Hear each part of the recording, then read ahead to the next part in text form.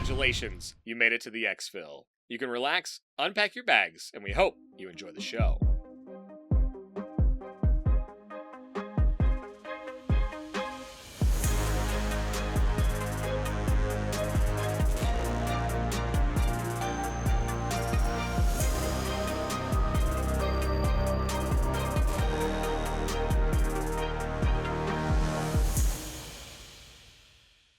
Hey there, Mike, aka MTBtrigger here, and with me as always is my co-host Ronal, aka Eric.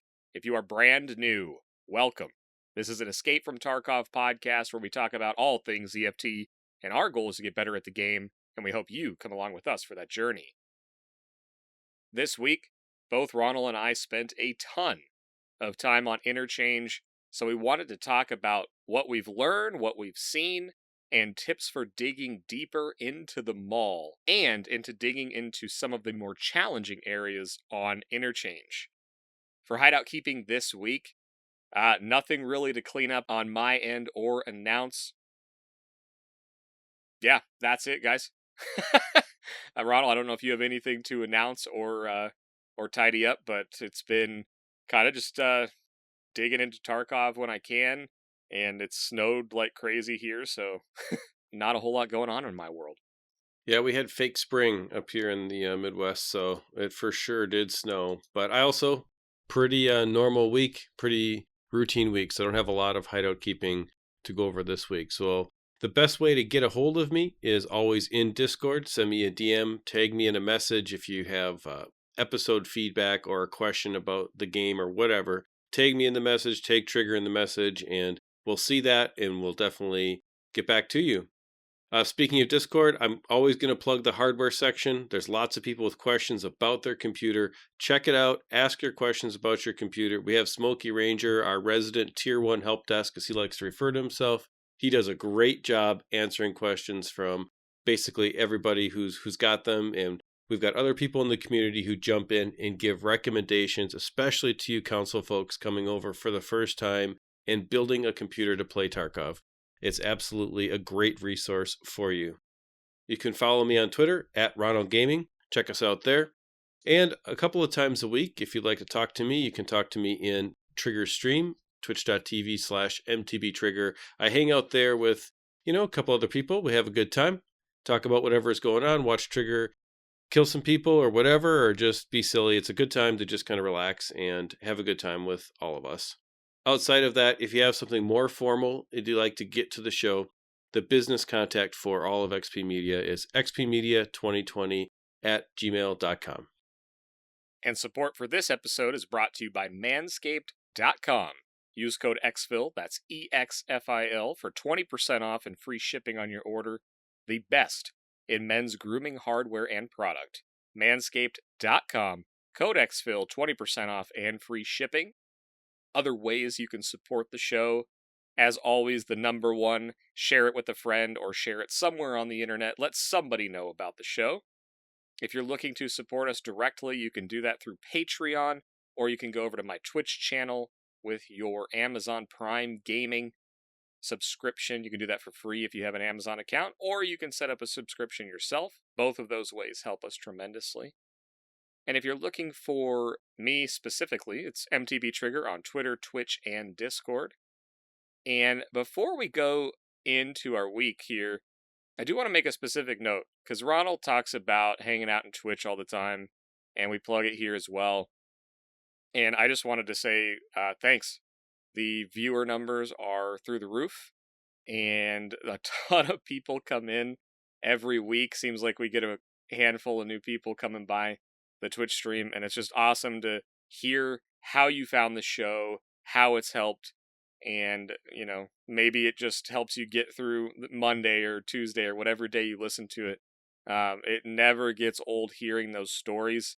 Had 3 people today come in and say that they recently found the show, that they love the show, and it's helped out on their first wipe. So it never gets old hearing those stories, and to be really specific, even if you turn the Twitch channel on and just turn it on while I'm streaming, that stuff goes a long way. Watching our YouTube channel, watching Twitch, listening to the audio, It's really, really hard to say just how much that helps us. And we're always going to be here to help and try to help people get better at Tarkov. That's our goal. So thank you for your support on all the stuff we're doing. And we will continue to deliver as much content as we possibly can. And that's going to come through YouTube, Twitch, and the podcast. So thank you very much. There we go. So, Ronal, how's your week in Tarkov, sir? Oh man, it's been an interesting week. I set myself a goal this wipe to get to level 40, and I'm at level 39. This week was a lot of interchange, which is, why we're going to dive into talking about this. We've both played a lot of interchange this week and had a great time really learning some nuances in interchange, but also some just very general tips. And during that process, lots of Ragman tasks, obviously on interchange, lots of Peacekeeper tasks kind of sending me all over the place too, finishing up a lot of Peacekeeper's quest line.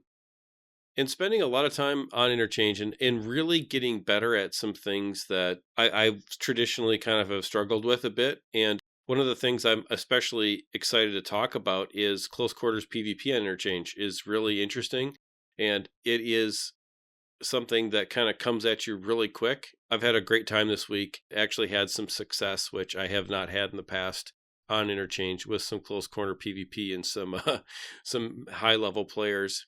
Of course, then there's the scav tasks. This week I've dumped through a bunch of scavs. I would say there's a quest for therapist, I think, is called decontamination, where you have to kill 40 scavs on interchange. And this week I've gotten 34 of them of the 40 kills, which was, quite a few scavs for me anyway. So overall, it's been a good week. Got some good loot stories, got some good mechanic stories on interchange, which we'll get into, but lots and lots of interchange this week. So how about you?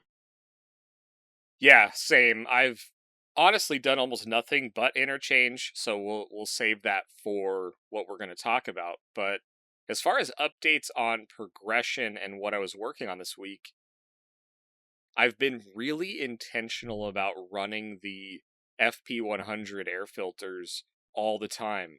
And I'm proud to report that today on stream, in the third interchange raid that I did today, I got max endurance. And I gotta tell you, I knew it was powerful, I knew it was good, but it's crazy. It is absolutely insane how far you can run with this. And then the weirder one that I never really thought I would notice that much is jumping takes almost zero extra endurance or stamina away when you have max endurance. So it was really fun messing around with this on stream. And it was just one of those goals that I had never really set out to get a mastery skill. And it seems like endurance and strength were leveling a lot faster this wipe. So I really did put the focus into sprinting around as much as I could with the air filter in for the past week or two. So pretty stoked to get that one done. That's pretty cool. I mean, getting just to the max point of any one of the skills is, quite the feat. Now, the air filter is good for physical things, right? So plus 40% to physical kind of attributes. So it doesn't help with maybe some of the other things, but man, strength, endurance, it makes a huge difference. I mean, how far can you run now? Can you run like around the whole map once? Yeah, it's kind of like I wasn't using SJ6 a whole lot. I had used it a couple weeks back when I was learning the resort, and what I what I immediately realized was now that I have the Kappa container and I've been carrying some extra stims around, I I don't think I'll carry an SJ6. Like it's crazy. One of the craziest things that happened today was I was like 73 kilograms, and there was just a few seconds or a few minutes left in a raid, and I was in the middle of the mall and had a PvP encounter that I was not expecting. I was able to pop a mule stim and sprint from the middle of the mall at 73 kilograms, and I had to stop. I had to kill two scavs on the way, and I had to stop and rest a few times or walk and gain my stand back. But with the max endurance and the mule stimulant at 73 kilograms, with 2.5 minutes left from the middle of the mall, I was able to get out to the Emercom exit. It's crazy what you Yeah. can do with the stims on it as well. just max endurance wouldn't have got me out. The mule stim does an incredible job as well. That's crazy. So how much does it hurt you then when you go like prone and come back up again? The heavier you are, say you're over 50 kilograms, and my endurance I think is in the 20s, and so Mm-hmm. I lose like, I don't know, maybe 10% going prone and coming back up again if I'm heavy. Does it totally cut that out? I didn't pay close attention to that, and here's what it does to the best of my ability. And I'm kind of going from a memory here, but I actually hovered over it when I got it because I was curious what it did. And when you get it, it shows you the elite level skills, right? So as you're leveling endurance, for those of you that haven't paid much attention to your skills at all, the endurance skill under your character tab and the skills, every single level you get in it increases stamina, it decreases jump stamina drain, and it increases your breath holding time when you are, shooting or sniping. So as you level it up, that stuff just gets better and better and better. And it does get really noticeable the higher you get. I mean, you've noticed it when we were running around. You're like, okay, I'm breathing heavy and you're way around the corner. So it does matter. It's not insane. It's not like, a ridiculous, but like the difference between level 40 endurance and level 20 isn't crazy. I will say the difference between mastery and like level 30 is going to be crazy. Because at the elite level, when you hit level 51 on this skill, you get 150% stamina. Right? So whatever you're used to having, you get an additional plus 150%. It is massive. Right? So in the toolbar it said plus 150%. So I don't know if it's an additional 150%, right? Or if it's 150% of what you had before. But you also get increased hands endurance. So when I was holding angles today after I got this, my endurance was not going down very fast at all while I was holding positions, which is very interesting. And then the thing that I remember was I hovered over it and it said something like physical exertion does not cause apnea. I was like, okay, that's an interesting elite level skill. I'm not even sure what that means. So do you think that it's going to make you take fights differently? I don't know. I guess what it did for me today was test out how far I could go doing things that I was already doing. So if I got a really good spawn on Interchange, I was seeing how far I could get towards Ultra Medical. And again, I'll talk more about Ultra Medical because that's been kind of my beacon. But I spawned out on the highway near the scav camp, and I was able to run without stopping from the highway into the front of the Ultra Mall and up the escalator in the middle of the mall before I ran out of stamina. So I was really testing that kind of stuff out. When it comes to fighting, I don't know that it's going to actively change the way I fight. I did notice how long I could hold ADS without weapon sway coming up, though. So maybe, but I don't think that's going to be an active decision. I think it's going to be more like, oh, I'm out of stamina still, or I've been holding this so long that I'm losing arm stam. So I don't think I'm going to change the way I play in fights. At least I don't have any plans to yet. But I did notice all of those things after it happened. Do you think that it'll change your default gear loadout since a heavy penalty for heavy armor may not be as big of a deal? Yeah, so with this, I will 100% all the time have a mule stim in my gamma. It will now be worth whatever price it is. I'm kind of crafting them on cooldown. But what I experienced, and I guess I could paint the picture a little clearer. that mule stim saved everything for me today, right? So there's like 6 minutes left in this raid. I had gone up to Ultra Medical. I killed 3 guys, 3 separate solo guys, and was able to loot Tech Light. And then I went to turn power on because no one had done it in the beginning of the raid. And as I got to power, somehow I missed when it turned on. And someone actually had flipped power on. So I think we did this like complete circle around each other. And as I got to Ultra Medical, I heard them running to the sneaky stairs back towards Ollie. And I shot one of the 2 guys that had looted Ultra in the back. And so I was actually able to go loot that guy.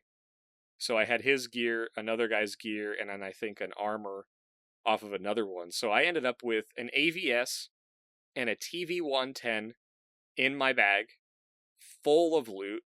I had 2 guns, and then just every single slot was full.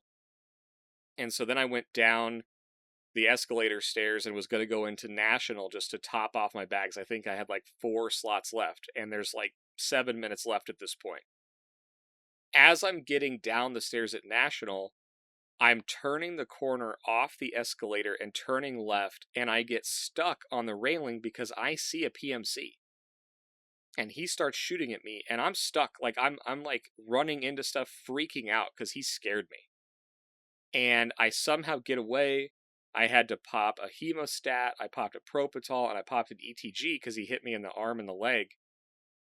So I take the pain effects, heal up, kill this guy after he wraps back through National towards the middle of the mall, and the timer's ticking. We're like 4 minutes. So then I go loot him, and then a scav respawn happens.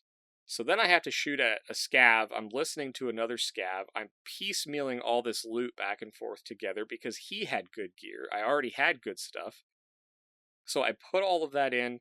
I look at the clock. And honestly, I'm on stream. It was my last raid of the day. Chat's freaking out. Right? Like, chat's scrolling like, get out. No, what are you doing? There's people saying that at work, they're like cringing in their cubicle. But I pop the mule stim and get out. But that experience of, I thought there was no way I could get out, honestly. I jokingly said, like, I'm not reading chat. I don't want to hear about it. But when I realized, okay, I'm max stam and I have a mule, I popped it, and I'm serious. I think the clock said 2 minutes and 31 seconds. I was under the escalator next to National, to give you an idea. And I had the Emercom exit.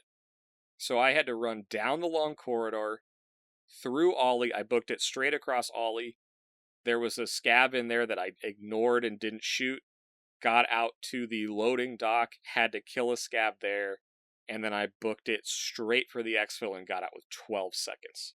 So, will it change what I'm doing? Absolutely. I will 100% always carry a mule because 73 kilograms and a successful EXFIL, otherwise I would have gone MIA. No max strength there, or no max endurance there, and I'm MIA. No question about it. So what level are you now, roughly? PMC wise? Yeah, PMC. 52, maybe 53. Okay. So how long did you intentionally really work on this? Like, how long have you been putting the filter in? At what level did you say, hey, you know, I actually could do this, and start to make that conscious choice of playing for it? Yeah. 2 weeks. I'd say 2 weeks ago, and my endurance was in the 30s. And And how to give many, you, I was gonna yeah, say, how to much? give you a picture of how much I've been playing, I play Wednesdays for 4 hours in the afternoon. I usually play for a couple hours once, after we record, and then we usually get one other night in. And if I can catch a couple raids on the weekend, which is pretty rare.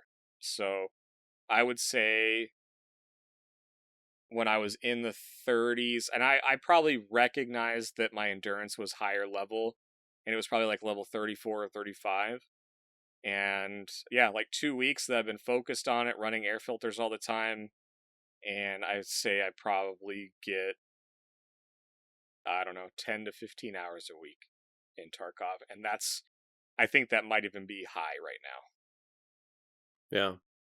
That's great. I mean, because someone probably is listening to this and wanting to know how long that really takes, what's the range that's realistic to level that skill to 51. And I think it's great. I think it's really interesting because it's really hard to get to the elite skills. I mean, we had a friend who got elite strength, right? In Yep. the first wipe that we played.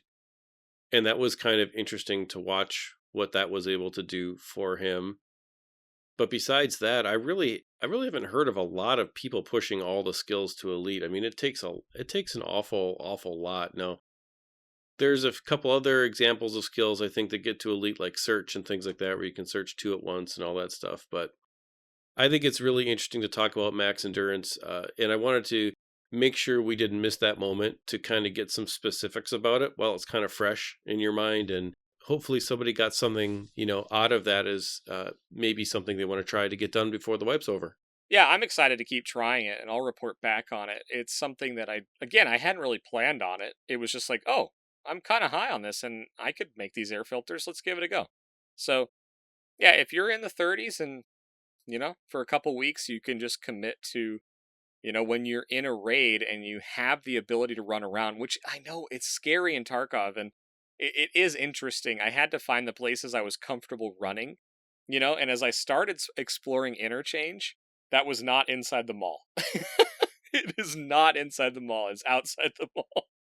So, anyway, yeah, and if you got questions about endurance, ask us, right? Hit us in Discord or shoot us a note, because I tried a couple of things with it, and ultimately I ended up just sort of making sure I had the air filter running, and that leveled it nice and smooth.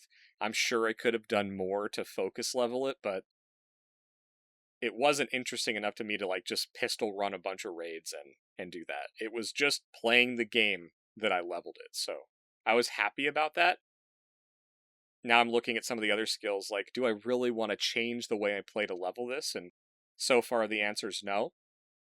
If there's one that I'm looking at, it's Hideout Mastery, because fortunately I am, around most of the day doing, other stuff and working and whatever, so I can log into the Hideout, and that's at level 40 right now.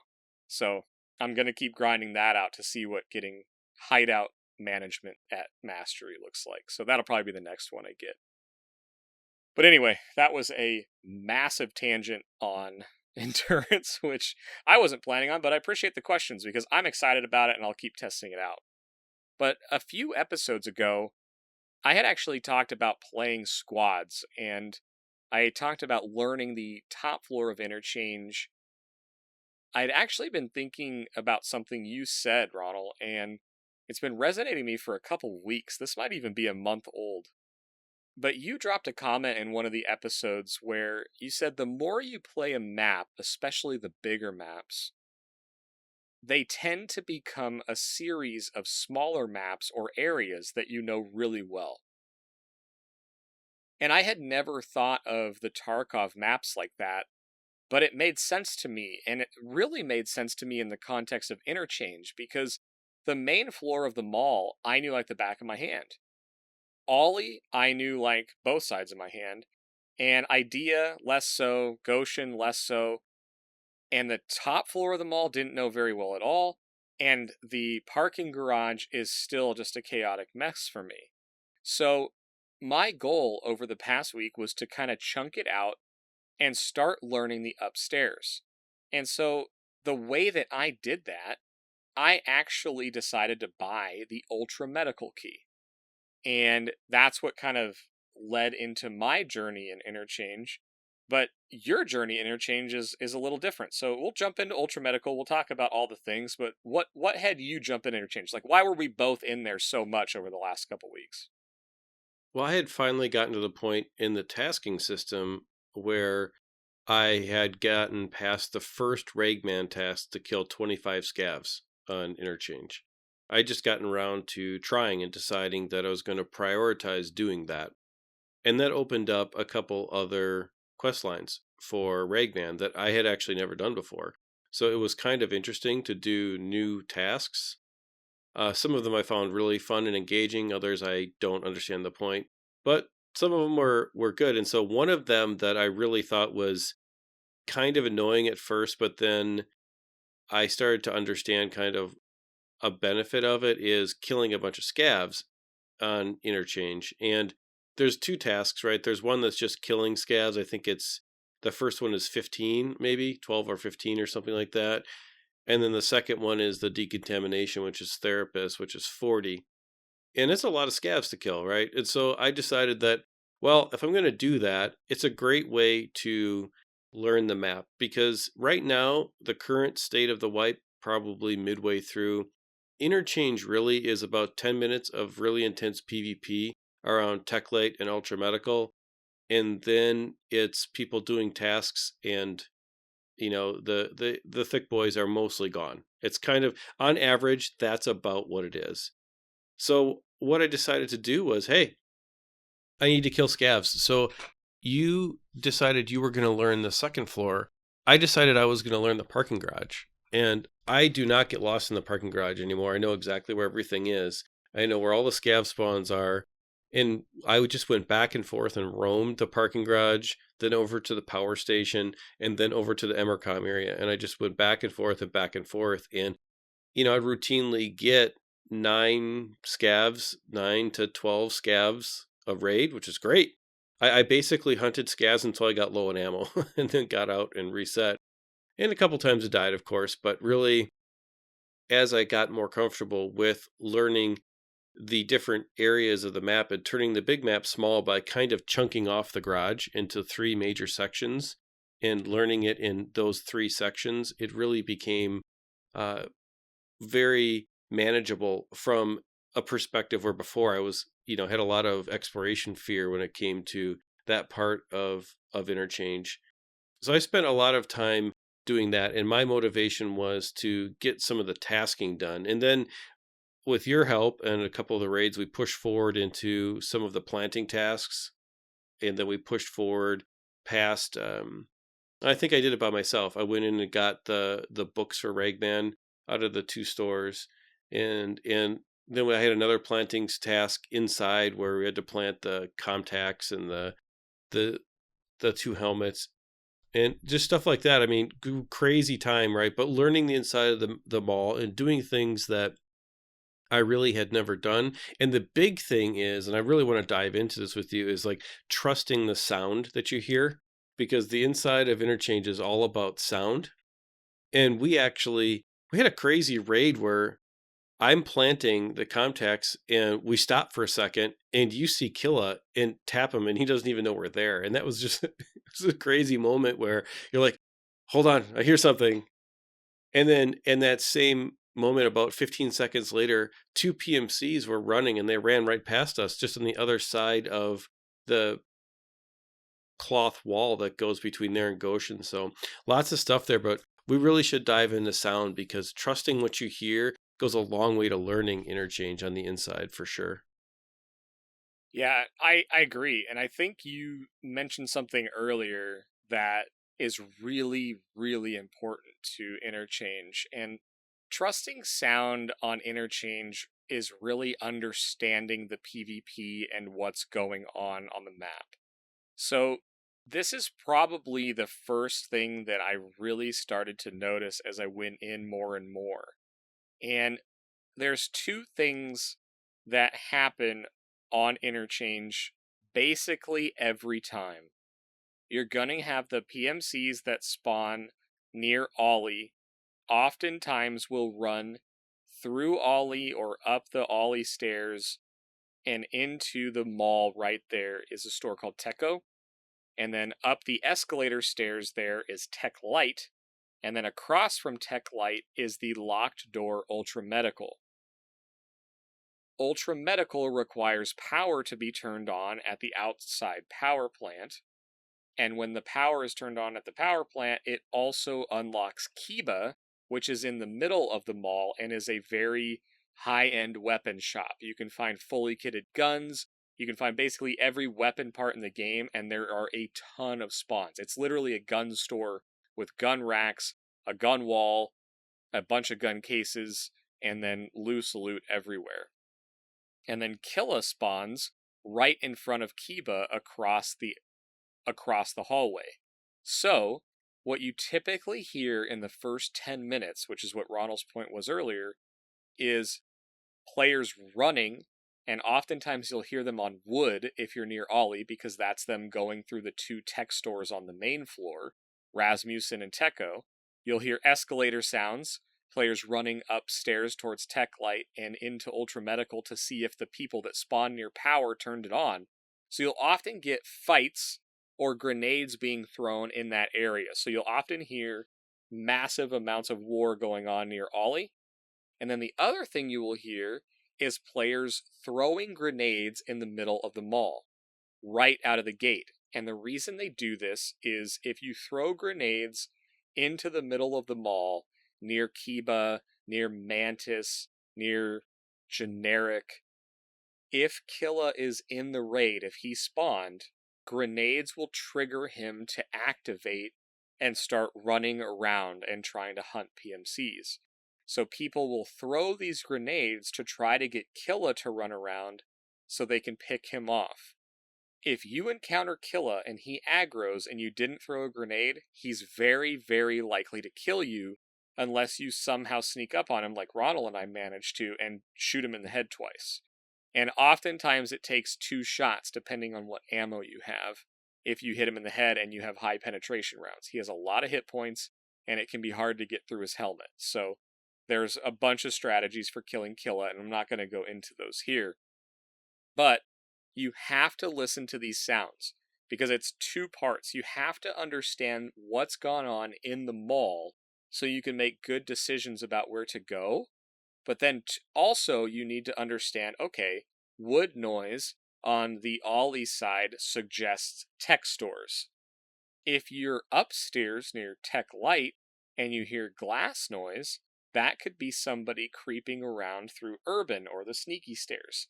So there's a lot of little audio cues that as you play more and more in these areas, you'll hear, right? Like if you hear a door unlocking and you're downstairs in Techo, there's only one door that requires a key and it's directly above you in Ultra Medical, right? So you have to start thinking about what you're hearing. And I died a lot learning some of this stuff, but you bring up an excellent point. The first 10 minutes, just to summarize, are lots of grenades in the middle of the mall, and that means there's PMCs hunting for Killa. And oftentimes that's people trying to get their 100 Killa task done. So they go in, if he's not there, they leave. The other thing you're going to hear is people fighting for the tech loot near Ollie, or fighting near Ultra Medical, especially if power has been hit. And you know power has been hit because there'll be an alarm sounding in the mall near some of the tech stores and some other key areas. And then you'll also know if KIBA got hit if you hear a higher pitched noise in addition to that. All of that stuff is going to affect what you do, right? If you run in and you're the first person into Ollie and you hear that someone pulled power, you can guarantee that someone's going to be checking Tech Light, and if someone has an Ultra Medical key, they're coming that way. And it's the first 10 minutes are not for the faint of heart in the mall. It gets crazy. Yeah, and I want to take a minute to even take it to a more basic level with sound, because I know there's people out there that are struggling with this, and I want to break down and talk a little bit about the different sound that a scav makes versus what a PMC is going to make, and kind of on average, how you can learn that, and at a very basic level, this will help you make your way through the mall. So let's say you have no interest in the first 10 minutes of the high aggressive PvP. You're trying to get your task done, right? And so you need to start to understand scavs consistently make a couple of different kinds of sounds inside of the mall and in the garage area. You'll hear a scav run for 2 to 3 seconds and stop and kind of skid. And then they shift back and forth. It is a sound that it's once you start recognizing what it is very, very distinguishable. When you're wondering, okay, I hear somebody, the first decision you have to make is that a scav or a PMC? And you're trying to figure out what to do about that. if you hear the run for 2 to 3 seconds, stop, slide, shift back and forth, that kind of scraping noise, shift back and forth, and then you hear another run again in a shift, or even just a walk at like a slower pace, that is like 99% a scav. And you'll start to think about this, and you'll start to really recognize this pattern that scavs make when they're making sound in the mall. Now, a scav is also, if you're on your PMC, going to yell at you before they aggro you and start shooting at you and that kind of thing. Everybody knows that. That's a normal kind of thing. But I'm talking about when you're sneaking around and when you're in a position of not being aggroed yet, and you have the choice of deciding, am I going to engage in this area or not? You have to really start to trust what you're hearing, because a PMC is going to do things in a more random or chaotic way. They're not going to do that consistent pattern of run, slide, skid, run, slide, skid, or walk through the middle of an area or something like that. And especially a PMC is not going to have a flashlight like at night at Interchange. They may have a flashlight, but the way that scavs use flashlights give away their position all the time. It's pretty easy to tell that a PMC is not going to play like that in most circumstances. And if you're sneaking around, just like Trigger said, you'll hear a PMC slow walk on wood, or slow walk up that metal stairs, or slow walk over that glass. Scavs don't do that. Scavs walk full speed, boom, boom, boom, boom, boom, crunch, crunch, crunch. You're going to hear that. That's a scav. And I think it makes a big difference, because once you get confident in, okay, this is most likely a scav and not most likely a PMC, you can make your engagement choice there. And I wanted to make sure that we didn't miss this moment, because breaking down just at a very basic level what you're hearing and then learning to trust that is a long way into getting better at playing these close quarters maps. Yeah, it is really good too, because Interchange also, when they recently updated Scav's pathing and adding in that kind of run stop, you'll hear Scavs in places you may not expect it. And for me, in the upstairs area, I've talked a lot about that ultra medical tech light area. Well, if you keep heading towards the middle of the mall, there's a main corridor in between the middle of the mall and tech light if you veer right as you're heading into the middle of the mall. And now that's actually a scav area, and you will regularly hear scavs running down that corridor. And I can tell you that if you're in tech light or you're in ultra medical, either waiting for power to turn on, or somehow you got lucky and turned on and you survived the PvP, that running noise is terrifying, because there's no quiet way out of that area, right? It's glass towards the sneaky hallway, it's an escalator to go down, or you have to walk right into them.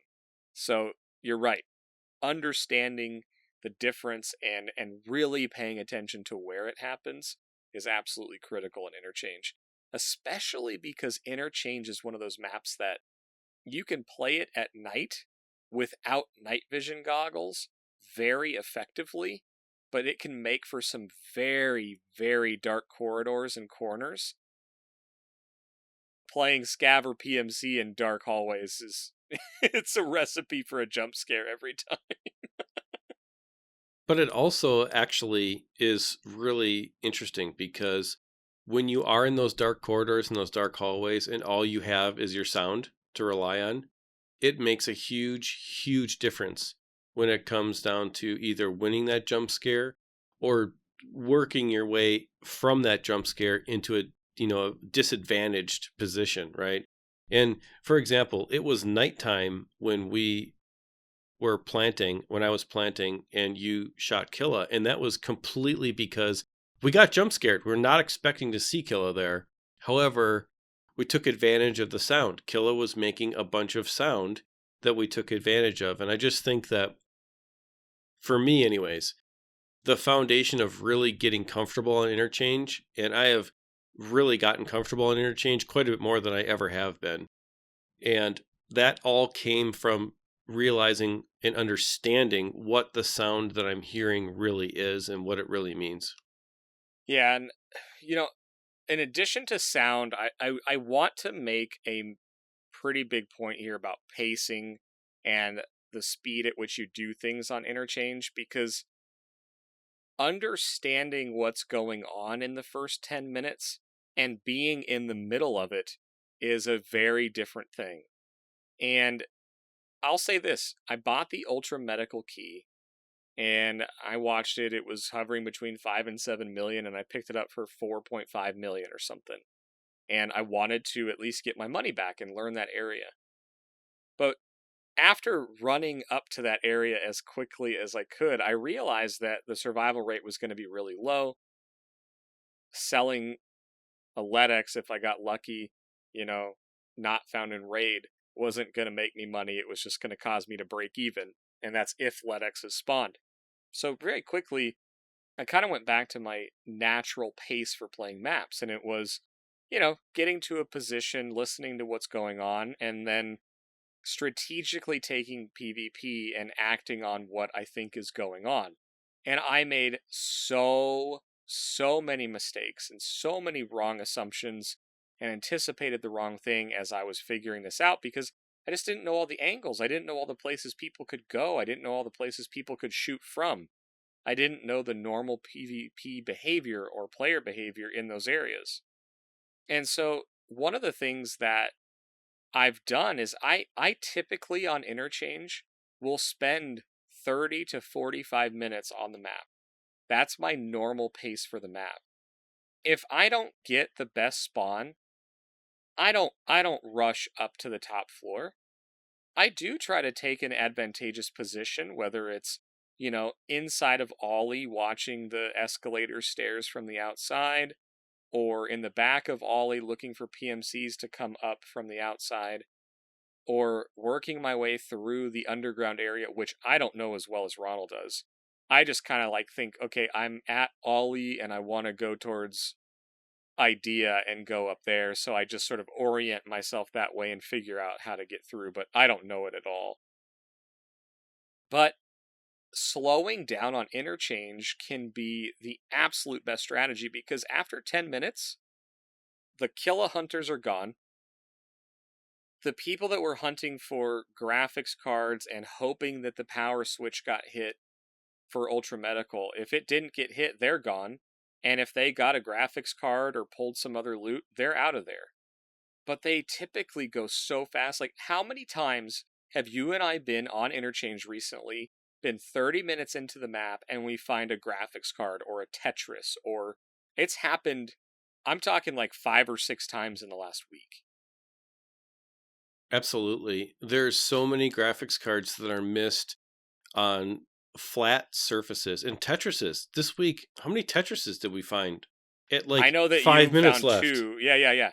We both found one in one raid. I know that. You had a graphics card and I had a Tetris in the same raid that we looted after the 30-minute mark. It's absolutely incredible that we found all this extra high value loot. And now we found most of it at night, but I don't know if that really matters, but that's still something to be said there. And it was just missed because it's a flat thing on a flat surface in kind of a dark area. And it's just incredible to me that that loot is left over. You just have to pay attention for your white dot and kind of always look on flat surfaces and get good at spotting loot. And that comes with practice. And the way that I got better at spotting loot when I was terrible at it was scav running Interchange over and over and over again, and running through Ollie and looking at the pallet racks and the shelves in Ollie, because there's so many flat surfaces where you can see loot relatively easily, but it teaches you what loot looks like, because there's so much clutter in the mall that's just nothing, right?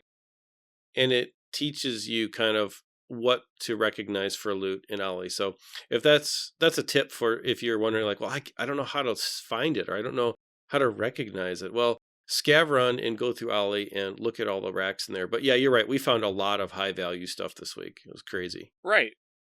But understanding the pacing of the map also, I think, is why we found that, right? In the first 10 minutes, if someone rushes up to TechLight or through Techo, they're trying to find a graphics card, right? Which are kind of easy to spot, but they may miss them. They may think it's a DVD drive. But they're easiest to see if they're on a shelf below your eye level, right? Because you can see more of the item. And so one of the key tips that I have is when you're going through later in the raid, just because you heard combat in the Ollie area or Tech Light or Techo or Rasmussen, whatever, don't assume all the loot's been gotten. Because oftentimes the eye level shelves will have stuff on them, or there'll be sections that got completely missed. You don't know when a PMC came up and scared them out. You don't know when that dead body was created on the floor. So clear it with caution, but check the surfaces where this stuff spawns, because you'll find it.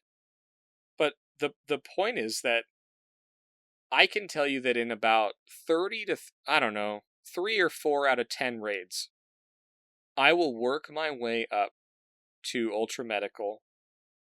Power will not be pulled, and there'll be like 25 minutes left in the raid. And I'll have looted random stuff through the mall or killed some scavs or PMCs, whatever. And then I'll be up in the Ultra area like, come on, someone pull it. Oh, it's not going to happen. So I'll run all the way down the top floor, down the Idea escalator, out to Power, hit it, go back through Idea, all the way up. And the only time that it wasn't available for me to unlock it was the very last raid I did today. But the other, 7 or 8 times I've done that over the last week, I've got to unlock Ultra Medical. I have pulled at least 5 LEDXs this week, bunch of ophthalmoscopes, defibrillators, all that stuff. It's a pacing thing, right? If power doesn't get pulled and all the PvP happens in the first 10 minutes and then people leave with their loot, go pull power, get back up there, check it out, because oftentimes if somebody has the Ultra Key, they're going to want to use it, but maybe they looted something else and got out. So it's a weird thing, but I just wouldn't be scared to explore the mall after all of the action happens. And the other thing that happens is just like Ronal said, man, we were sneaking around the mall doing tasks. And I'm just going back to this because the reason we got jump scared by Killa was because it was like halfway through the raid. We hadn't heard much. We had heard grenades early, but we got him and we're like, what in the world happened? He's sitting in the middle of the mall and there's been no noise for a while. So maybe he killed people we didn't hear. I don't know, but it was wild. So I don't know. Take your time. Don't be in a rush to get in the mall. Understand what all of those noises are, and then make good decisions for pushing into those locations if you're trying to get some loot or check some areas out. With every single map, the one thing that you have to remember is that urgency really is around the timer, and that's it. If you have some self-imposed urgency based on something that you kind of get tunnel vision on that you absolutely have to get done, you're only going to frustrate yourself, because that's just going to be an artificial thing that the game is not throwing at you for a challenge. And the game is challenging enough without you and getting in your own headspace and saying, I need to get this done. I need to push. And then all of a sudden you get yourself in a situation that is not favorable for you. And so when it comes to getting in the mall and getting around the mall, like Trigger just said, we found Killa with 20 minutes left. Take what the game gives you. If you're going in there to do a task, do your task. Take it at your own pace. Take it at a pace that gets you success. Don't worry about being fast or running or getting somewhere too quickly. Take it at a pace that allows you to get it done and then get to the extract with the highest probability of success. Because in Tarkov, killing a bunch of people and dying is not winning. Living in Tarkov is winning. EXFILing in Tarkov is winning. And that is a huge, huge thing that is different from a lot of FPS games. And if you're coming from an FPS game where dying is not that big of a penalty, you have to understand that in Tarkov, dying is the biggest penalty. Living is the greatest success. And so if that means that you have to get out and reset and try again, that's the best way to do that and not impose some artificial timeline that causes you to die. Yeah, absolutely. I can't tell you how many times I've disengaged or someone throws a grenade, I don't know where it was from, and it's a 180 and gone. Because the thing with Interchange too, specifically as it relates to surviving, like you just said, Interchange has so many places to loot. I wonder how much loot in a normal raid that has an average amount of PvP and then has like 2 or 3 waves of scav spawns come through. I seriously wonder how much loot is left on that map. I think it's probably an extraordinary amount because between all of the different places in the mall, I'll run the stashes. Jaeger has stashes all over the outside of the map, which are amazing, by the way. But I'll run those at like 10 minutes to go after a full raid, and they were never touched. And there's like 7 of them on my favorite run.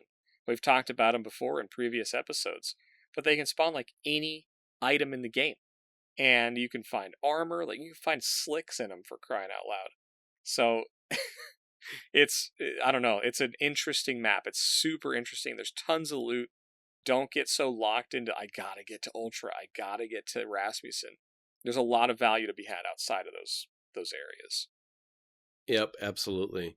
Now, I do want to talk a little bit about Ultra Medical and how it works, because at some point somebody explained this to me and somebody explained it to you. And so as long as we're talking about Interchange, I think we should go over how this major mechanic on the map works. And then once we go over the mechanic of it, let's talk about tips for getting into Ultra. So how does someone get into Ultra?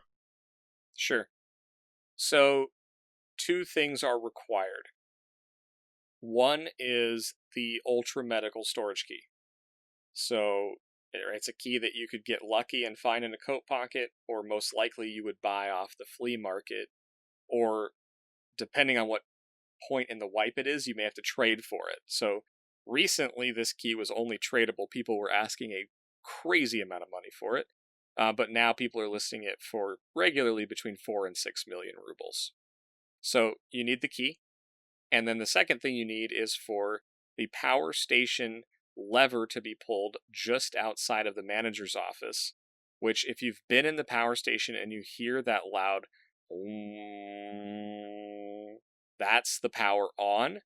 And if you're in the power station area and you don't hear a big humming noise, that means power is not on. So you can go in there and flip that switch, which would allow someone to loot Ultra Medical.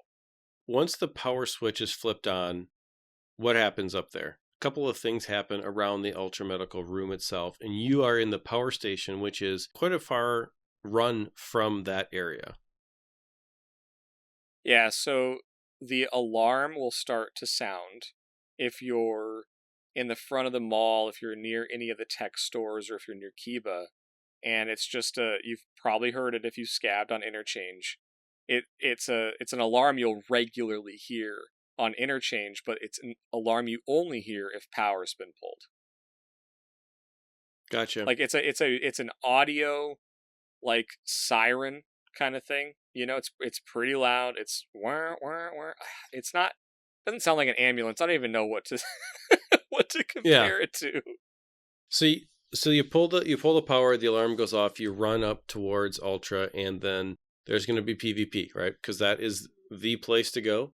So there's going to be PvP up by Techlight and Ultra in that area. You get into that area, you use your key, you get into that room, which is a room within a room, right?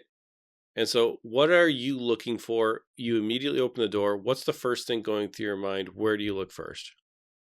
Yeah, so it is a room within a room. It's as you come up the Ollie escalator to the 2nd floor and take an immediate right, there is an outer wall and then an inner wall with this room. And there are actually shelves outside the door that can spawn medical loot. So you can find, painkillers or healing items. So for those of you running hardcore, it could be a good place to hit to find that stuff. But once you get in the room, it's a very small closet with, I think, 6 or 7 shelves. And each shelf has a medical spawn, but specifically, each shelf has a chance for high tier loot.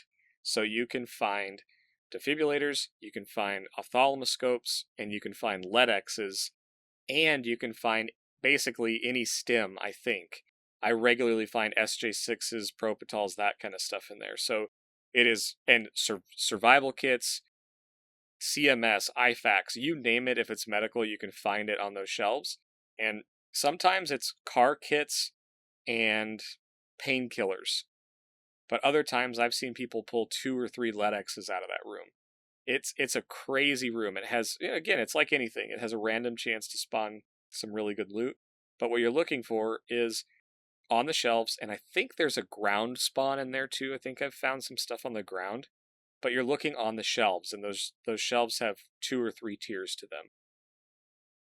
And so after you've looted and you need to get out, if your extract is Ollie, what's the best way to get out? Or Emercom? Oh, so this is where it's going to be just super dependent on what's gone on in the raid. I mean, if you rushed up there and someone had pulled power and you looted it and are booking it out there and you've got to go to Emercom, you're probably going to want to go down the back stairs, the sneaky stairs, which would be leaving the ultra medical door and then basically doing a 180 and running down the long hall to the staircase, which is going to spit you out in front of Ollie on the lower level.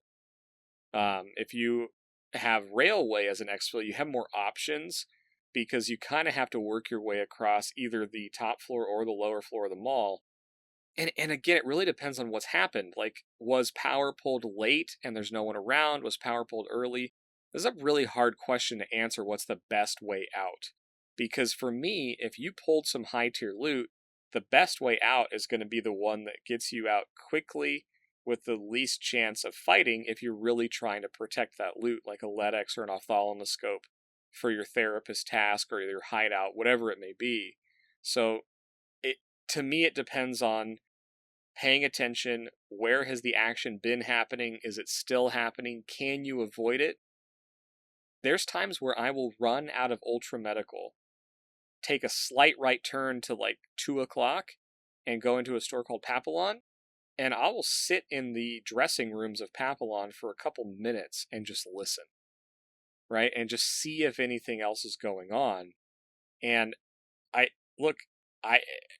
zero issue with that, if high tier loot gets your blood pumping a little bit, go sit somewhere till you calm down a bit so you can get out with a little more level-headedness. Absolutely. I mean, it's not a bush, but it's a good place to wait it out for a few minutes, right? So, well, I guess I'd like to take a second here and kind of reset now and talk about KIBA, because I know there's going to be questions about how we use KIBA, what it is. We've talked about it during the episode a couple of times, but we've kind of talked about it in a way that assumes that you kind of know some information about how it works. And I want to break this down so that a new player can hear this and say, okay, I know what KIBA is after this. So KIBA is the gun store room. We talked about there's lots of kitted guns there. It's the place to go. There's lots of good tier loot there. So it has a locked door. So how do I get through that locked door? What do I have to do that? Yeah, so KIBA is, again, main floor, middle of the mall, and there's actually 2 doors you have to get through on KIBA. So there is a metal grate and then a door itself, and you actually need a key for both. So there's some trades. I think Therapist has a trade for one of these keys, and then I actually don't know if the other one is anywhere but coats, or there may be a hard spawn somewhere. But ultimately, there's a KIBA 1 and a KIBA 2, and you need both to get through into KIBA. Like the power station, which does have to be turned on for you to go into KIBA, once you open KIBA, there's a different alarm. And this is a very high-pitched whooping noise that goes off when you open the KIBA doors. And so if power's on and then KIBA gets opened and you're in the middle of the mall, you hear the power noise and the whooping noise from the KIBA alarm. And interestingly, and I didn't know this, you can actually turn off the KIBA alarm somewhere on the second story. And someone was telling me about it in chat, and that's going to be the next thing that I dig into and learn, that I actually didn't know you could turn the KIBA alarm off, which I think is kind of neat. That's a really interesting thing you can do, and I'm excited to learn more about that. So if I get into KIBA, so let's say that I've made it into KIBA, I'm uncontested, I get all the loot to start. What are my best EXFIL options for both Emercom and for Rail? Where do you think about, okay, besides what the map is going to give me, where do you start off going? What route do you pick first? Yeah, KIBA is great because it's quite literally on the corner of the middle of the mall. It's one of the corner stores. So you've got a couple options. One is immediately leaving KIBA, you can run left, and there's the hole in the floor that takes you down into the parking garage below. So it's a quick sprint through a pretty open and highly contested area, but if you're feeling confident and you run down there, you can use the parking garage to kind of navigate a little more safely. It's pretty uncommon to run into PvP in the parking garage, so that's a pretty good safe one. Alternatively, you can run straight out of KIBA, take a slight like 1 o'clock angle, and run out the run out the front of the mall, and then start heading towards Railway. And if you're really not feeling like heading straight towards either EXFIL for any reason, you can kind of do a 180, turn right, and then take another right and go to Goshen. Go to the other mega store, which has easy access to both Ollie and Idea through side hallways and offices. So KIBA is probably the most options you have. The downside to KIBA is it's 2 doors in but 1 way out, right? So if you're in KIBA, you're in a giant glass room that has high tier loot. People know it has high tier loot, and it takes a little while to loot because there's probably 30 to 40 spawns in there between the guns on the wall. There's desks all along the back wall that have stuff on it, and then the glass cases have loot in them. There's 2 crates. There's loot on the shelves in there. Yeah, I mean, there's a lot of loot in there, so it takes some time. So the good and bad is you can go in any direction. The bad is people can see through the glass and see if you're in there, and you only have 1 way out. So if someone hears you in there or sees you in there, you got to be careful getting out. So probably the number one thing, as I've said, all of the exit strategies for KIBA, is you can run straight across the hall into, is it Generic? What is that store? Not Viking. What's that thing called? It's where you plant the Wi-Fi device. There's a store right across from KIBA. And it has a lot of cover in it. So as you're leaving KIBA, if you're nervous leaving, sprinting across the hallway into that room is going to give you a bunch of cover to use, and you're no longer exposed from people on the second floor maybe looking down at KIBA. So it's a short sprint, and then you can kind of get your bearings and figure out what you want to do. And finally, lastly, there's the honorable mention. There's what I believe the name is the Emercom medical room. If someone is new to Interchange, let's talk about that. What is that? Why would I go there, and how do I get in? Yeah, so there's a couple other keys as well besides Emercom. There's the safe room exfil. There's a container you can get to, and personally, I haven't done those enough times to talk about them from a knowledge standpoint. Hopefully, report on those in the future. But the other one that we've hit a lot is the Emercom medical room, and this is the metal floored, thick glass walled room that is, as you're leaving Idea and running straight into the mall on the main floor, has 3 doors, all that are unlockable by the same key, and it's another medical spawn area. The most notable thing about Emercom is, in addition to having medical bags and loose med spawns, there's a chance for high tier tech loot in there, and I've actually personally pulled 3 or 4 graphics cards out of there this wipe. So Emercom most notably has medical supplies. It has a coat, it has a duffel bag, loose medical loot, and then some tech loot in there as well. It's also located really close to some of the action in the middle of the mall. It's kind of on a good angle for listening as people are moving around the middle of the mall, but it's kind of it's another one of those precarious places to be because any movement you make, you're on a metal floor in there, and again, there's glass. It's kind of like hazy glass that people can see in through as you're in there. So there's not really a stealth way to loot the Emercom medical unit, but it requires the Emercom key. There's 3 separate metal doors that can be unlocked and in there. So as you go in, it's worth looking towards those other doors to see if they've been opened. But it's one that is definitely worth clearing before you loot, because if someone unlocked and closed one of the other doors, they could be hiding in there waiting for you, which has happened to me before. So that'd be my tip for Emercom. That's great. Appreciate the rundown of those critical areas on Interchange of where most of the action is going to happen. Most of the high tier loot is going to be on a pretty consistent basis. But before we're done, do you have any last tips for anybody who's getting into Interchange? Yeah, I have 2. I would say, I mentioned it before, but don't be in a rush. I would say a significant number of PMCs will be gone in the first 5 to 10 minutes after hitting major spawns, and they will miss a tremendous amount of loot. Or they're just working on home runs, so they leave wires and RAM and circuit boards and a lot of stuff that's pretty valuable behind. So take your time, don't be in a rush. And the other big thing with that is if you don't know the area, don't sprint. Sprinting in Interchange when you're in the mall, you can be heard from so many different places and there's so many angles in there. I seriously think unless you know exactly what you're doing, you know you're the first one there, or you just need to get out, try not to sprint because you'll give yourself away. And the final tip I have is an interesting one. It's the store called National.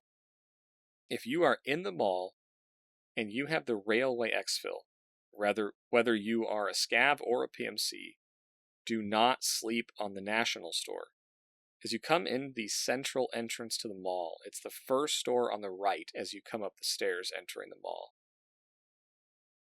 It has 4 filing cabinets, so 16 drawers you can loot, 2 coats, a duffel bag, a ton of shelves and loose loot spawns all throughout it, and then a couple hard spawns for like Tarkov and some other stuff like that.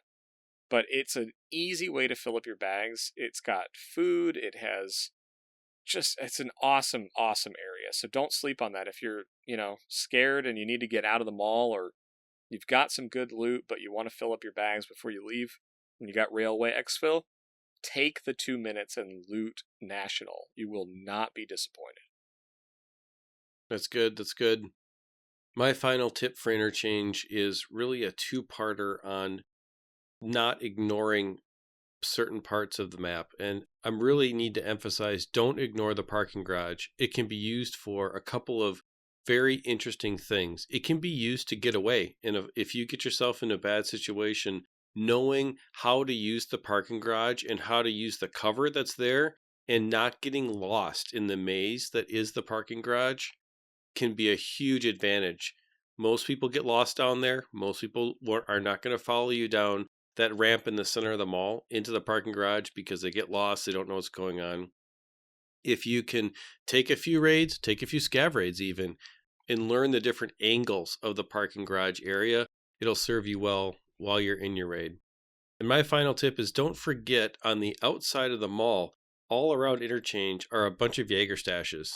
They are full of loot. There's routinely, if you try to take, let's say, a pilgrim in and just hit all the Jaeger stashes, you're going to fill your bag up before you're done hitting all the stashes.